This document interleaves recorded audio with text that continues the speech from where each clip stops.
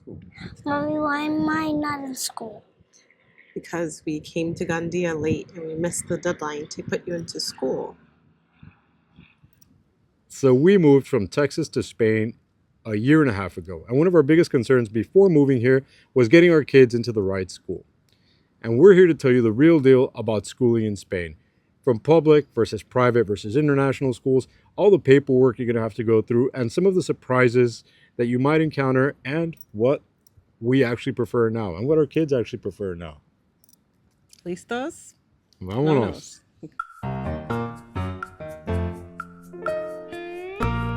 Start by telling you the differences between the schools in Spain.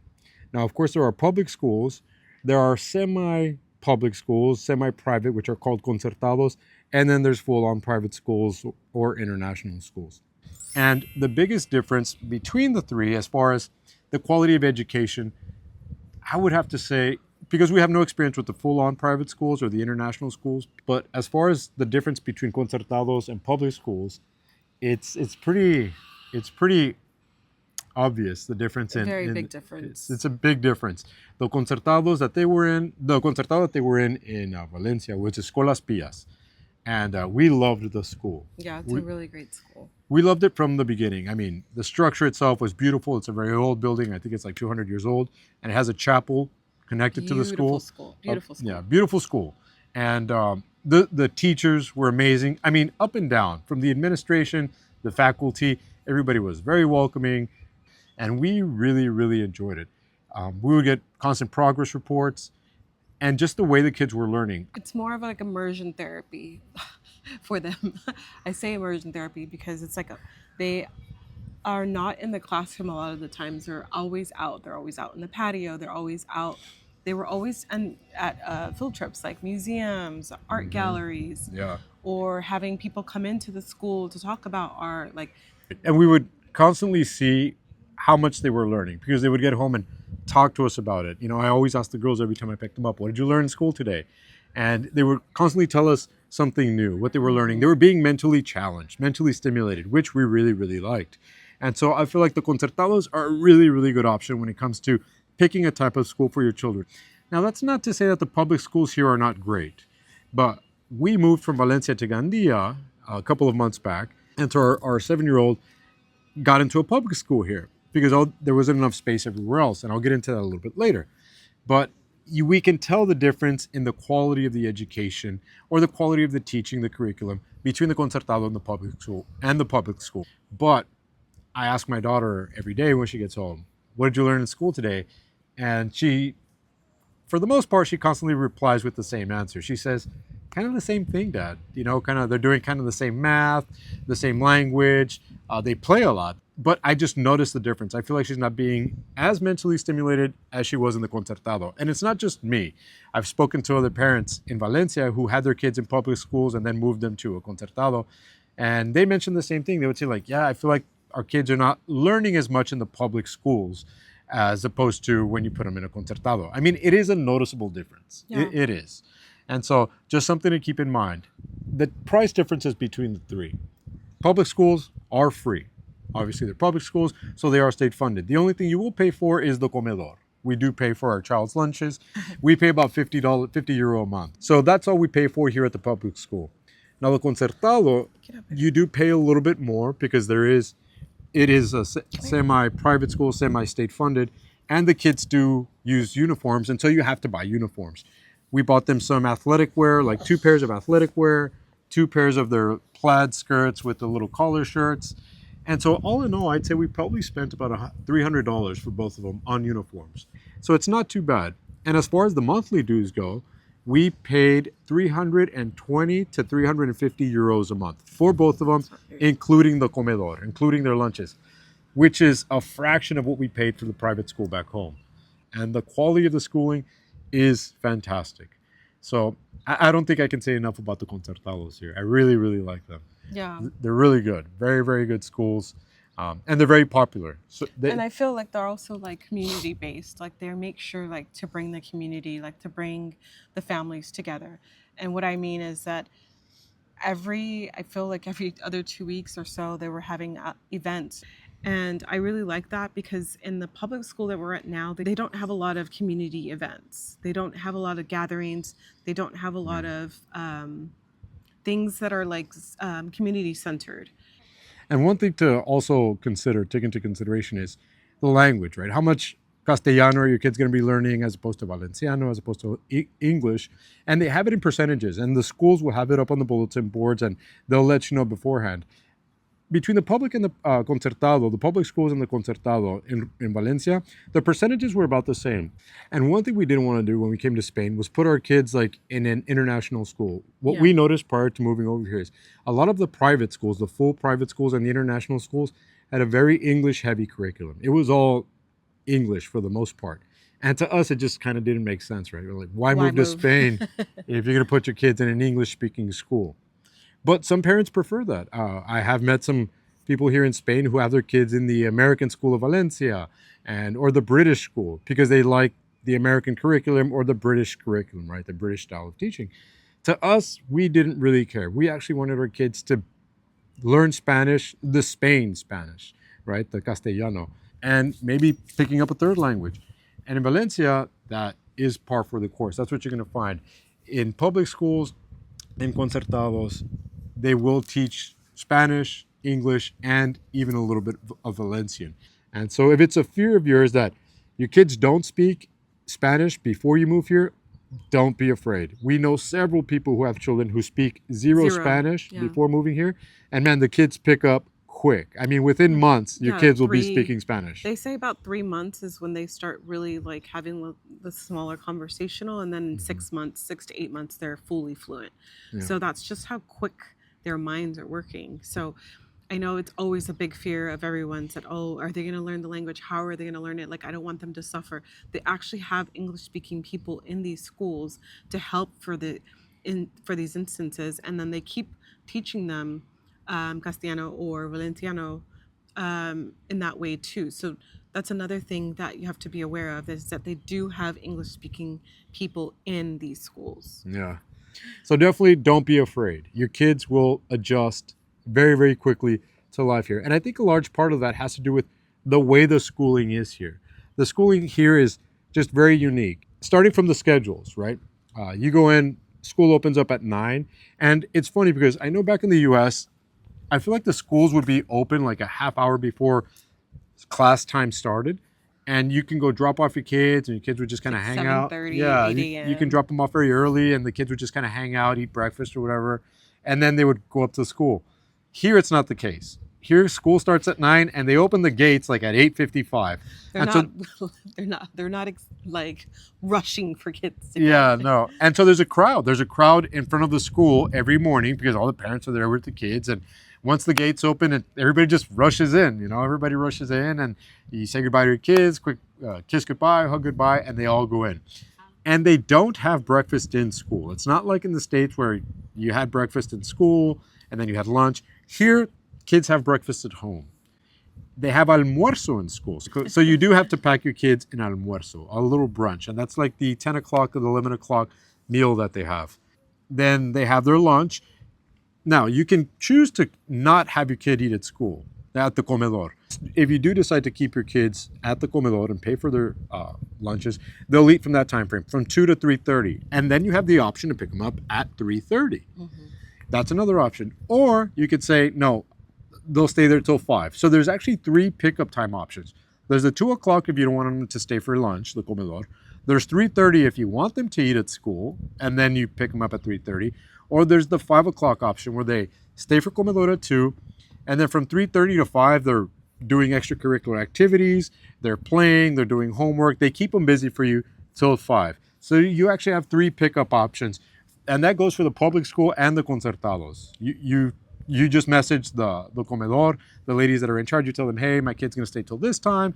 Or on certain days, if you need to pick them up early at 2 or 3:30, you can let them know. But I think that's really, really cool. That's one of the best things about it because it gives you a lot of options. As a parent, if you're working, or if you have time and you want to pick your kids up early, you have that option of picking them up early every day or every other day. Now, you might be asking, well, why is this little girl in the video? So I'm going to get into the enrollment part of it. Enrolling in school here in Spain is not the easiest thing in the world, at least not compared to the United States. And maybe it's just because it was an adjustment for us. Maybe that's why it wasn't so easy. But so you have to enroll your children online. And the window for enrollment, if your child is a new student, if you're getting them into a new school, it starts in May. And that's when you do the online registration. You register online, but the first thing you have to do, the very, very first thing you have to do, you get empadronado. And to get empadronado, you just have to have your rental contract that says, I'm living at this address. You take that to the city hall, to the ayuntamiento, and it's a pretty straightforward process. You show them your contract, you show them your passport, your residency, whatever you may have at the time, and they give you a certificate, an empadronamiento certificate, and that's what you take to the school. And that's what you can use when you register online. Now, there is a point system that they use to be able to find your kid a spot in school, what they call plazas, right, a spot. And the point system, the highest points in this point system is proximity, where you live. They're going to try to find a school closest to you. The second one is siblings. If you have a child that's already in a particular school, well, then your other child will have a higher chance of getting into that school because they want to keep children together. The other one is family size. They take family size into account. If you have multiple children, that plays a factor as well, and it'll give you more points to get into the school that you want to get into. Income also is a factor. They take that into account as well. And you choose 5 schools that you want your kids to go to. So when you register online, it'll give you it gives you a whole list of schools, and they say, okay, pick 5 schools from your top choice to your 5th. When we first moved from Texas to Valencia, we showed up already in the late phase. We showed up late June, early July. And that's what they call la fase extraordinaria, the extraordinary phase, meaning the regular enrollment period's over.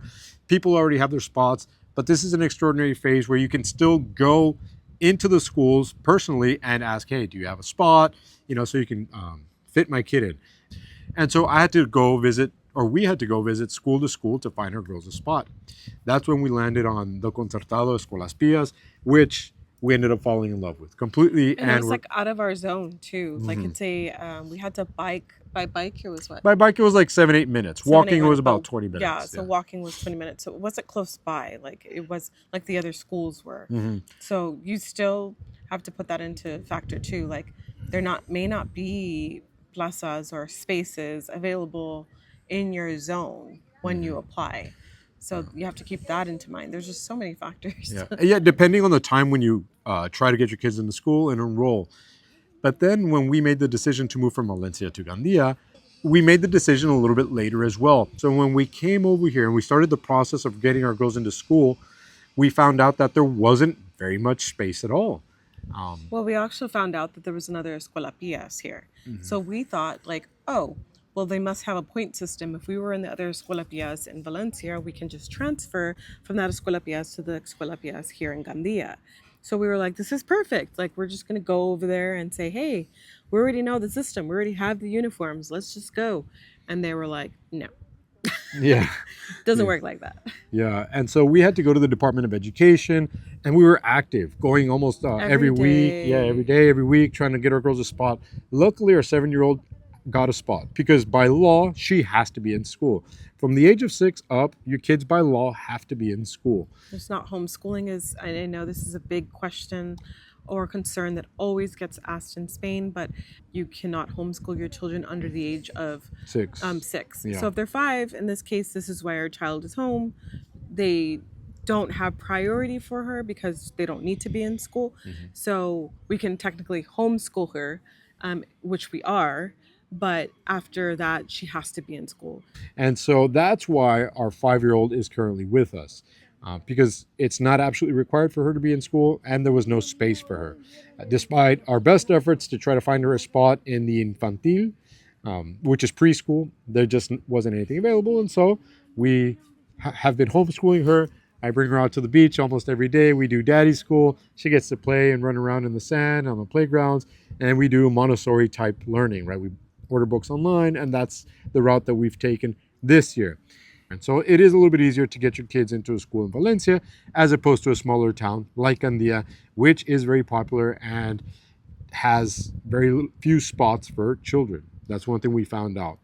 I think you should also like look at trends because we didn't. We assumed that just because we got in easy at Valencia that it was going to be the same in Gandia. Look at trends or get on the groups, the Facebook groups, because these groups will tell you like, no, every year, which in this case in Gandia, for the past, I want to say 4 or 5 years, they have run into the same problem where they don't have enough spaces for the kids that are here in Gandia. Yeah. And they run into this issue every time an open enrollment comes on or enrollment where the school actually starts. There's so many people like, when am I getting in? When am I getting in? And it's like 2-3 weeks later until they actually develop these spots for them or opening like classrooms. They're having to open up new classrooms for the overage of kids. So just look at trends too. That would be the one of the biggest advices I could give to you. Right. The good thing is that extracurricular activities here are way less expensive than they are in the United States. In Valencia, we had girls in dance school, in music school, in swim class, Theater. I mean, I think swim school, we paid for the year, and it covers them for the scholastic year, right? From like October to June or September to June. And I think it was like 80 euros, 80 euros a piece for each one of them for a year, yeah. of swim school. Once a week on Saturdays for an hour. Music school, I think we paid like 30 euro a piece for the month, and they would go once a week. Dance school, it was 25 euro. They would go once a week for each one of them. And so the extracurricular activities are there's so many of them. There's so many options, and the schools as well. The concertado where we had the girls had gymnastics, had basketball, had soccer, and they would do these extracurricular activities after their comedor. So if your kids are staying from 3:30 to 5, that's when they're getting their extracurricular activities in. So it's also cool, right? Because Yeah. back home, when our son was in school, he would go to school, but then afterwards have soccer practice. And it's like you got a long day of work, long day of school, and then afterwards you have soccer practice for 2-3 hours. And it's just like, why don't they do it during the day? Like, what are they doing all day? Like, Yeah. And so I really appreciate that they do the extracurricular activities during the day rather than after school and work, when that's usually family time. And also, I'm going to add this because back home, if you were to say we're going to go on a week vacation, it was against the law. And literally it was like, they're like, you're going to need to show up to court because you've missed too many school days or you've been tardy for too much. And here you tell them I'm going on vacation, like we just went back to the States for 2 weeks. For 2 weeks, they were like, okay, why are you telling us? They're like, that's nice. Thanks for letting us know. And that kind of really brings it to a close here, because I really like the schooling system here. And one of the biggest pluses about putting your kids into a school here in Spain is that, compared to the US, is that they're never going to have to learn an active shooter drill, which is now kind of par for the course in the United States. They're just teaching it, and there's law enforcement in schools all the time because of the active threat of school shootings. Here, it's not a thing. It's just not a thing. It doesn't exist. And so it's a really big relief for us as parents to know that your kids are going to go to school and they're going to come right back home and they're going to be fine. So it's a big weight off your mind. And that's one of the main reasons why I love schooling in Spain. It's the teachers are great. The schooling style, the curriculum style is, I think, very productive for our children. The food quality is very good. Kids interact constantly. It's more child interaction, interpersonal interaction. And even with the teachers, they call teachers by their first names here. Yeah, that's a big one. That's different. That we're like, it's not Miss Laura. They're like, no, it's Laura. And if you say Miss or Senora, they're just like, give you this look like, yeah, that's like disrespectful almost. So that's another good point. Or we call everybody by their first names. It's kind of just an odd thing because it's just not what we grew up doing, right? Yeah. The most important tips I'd say before we end this video is check the enrollment periods. If you can start the enrollment process early, your kids are going to have a lot higher chance of getting into the school that you want them to be in. Private schools, international schools don't function in the same enrollment period. They kind of do their own thing. And so it'll be easier for you to get them into private schools, international schools. But if you're going public and concertado, that's the way to go. Aside from that, I really think you're going to like having your kids in these Spanish schools, because kids just develop differently here. They do, and you'll notice it as soon as you get here. You start talking to a child here in Spain, a Spanish child, and they speak like adults. They just do. They know how to get along with people. There's no stranger danger. They're just more open. It's a very open and family-centric society, and you just see it in the kids. You see it right away, and it's really nice to see. And I think it's a big plus for our children to grow up in this type of schooling, this type of society, because we see the benefits right away. And Right. they're learning multiple languages, so you can't beat that. Yeah, of course. Well, I'm glad that I'm back in the Thank videos. you. It's been a little bit difficult having this one Yeah, my sand at soup. home. At home and stuff, Thank and you, baby. just a lot of things during these last months. So I'm glad to be back on these videos and giving you guys all the information that you guys have asked for. And of course, if you have some more of the questions, or if you guys ever want to direct messages, we're here to answer any of the questions. Yeah, and let us know down in the comment section if you guys have any questions as far as schooling in Spain, any particular questions that we may be able to help you with, answer for you. Feel free to let us know. Don't forget to like and subscribe too. Like and subscribe. We're back. And we'll talk to you guys soon. Hasta luego. Hasta luego.